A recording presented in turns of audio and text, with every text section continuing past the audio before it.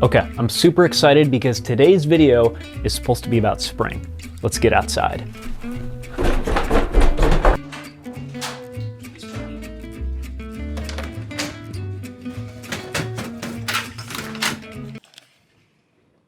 Oh, I think it's time for plan B. So this here is a ball of snow.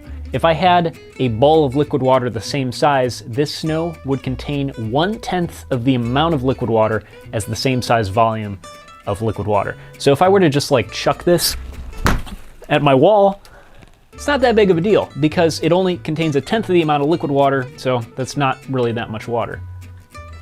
The heck?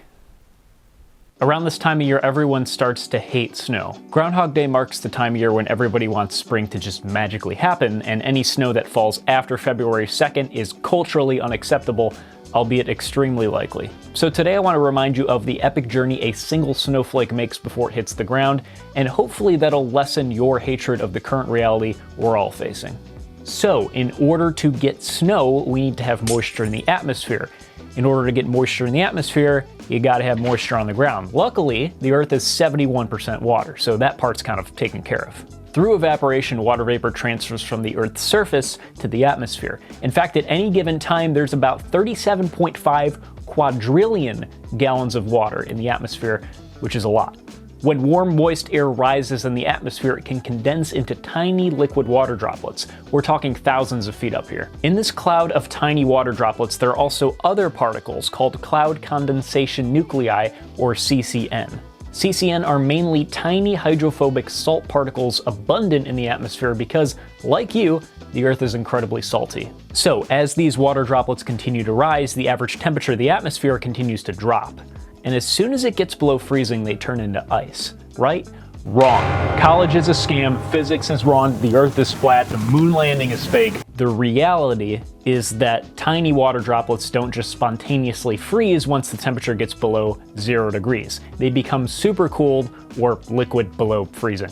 But once that temperature reaches below -12 degrees Celsius, these small droplets freeze onto other tiny CCN particles, making a tiny ice crystal.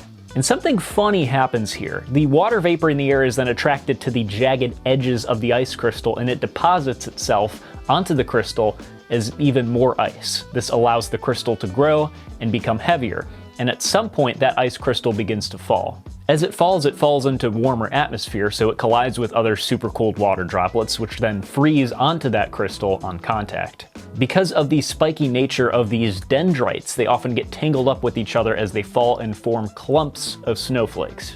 This is called aggregation. The largest snowflakes actually occur when the temperature above the ground is just below freezing because the snowflakes are stickier.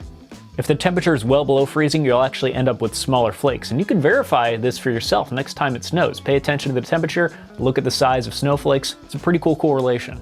All right, so what happens if it's like right at freezing, and as our little dendrite falls, there are no other crystals to get entangled with to make clumps of snowflakes? Well, it will still fall through super cool droplets, which will freeze onto our crystal, but with each layer of water added to it, it will start to resemble a ball of ice rather than a crystal. You ever see those videos where people just dip their hand in wax an ungodly number of times until it's unrecognizable? No? Me neither. Well, what happens to our ice crystal is sort of similar to that, and it's through processes called accretion and riming. These two processes make a different form of precipitation called grapple. It's pretty similar to hail, but a little bit different. Funnily enough, it was made popular during a Browns game in 2020. You got to be able to run and throw and make a play in the grapple. You got to grapple with the grapple. It's the rules still stay the same, whether it's grappling or not. Yeah, I would just, I would stick to sports. Hopefully this video somehow renewed your waning appreciation of snow. If you enjoy what I'm doing here, you should like and subscribe. It's the only way to get the algorithm to push my videos out to more people. And if you got a weather question yourself, go ahead and leave it in the comment. I might make a whole video about it. Who knows? Go Bengals, and I'll see you guys next Wednesday.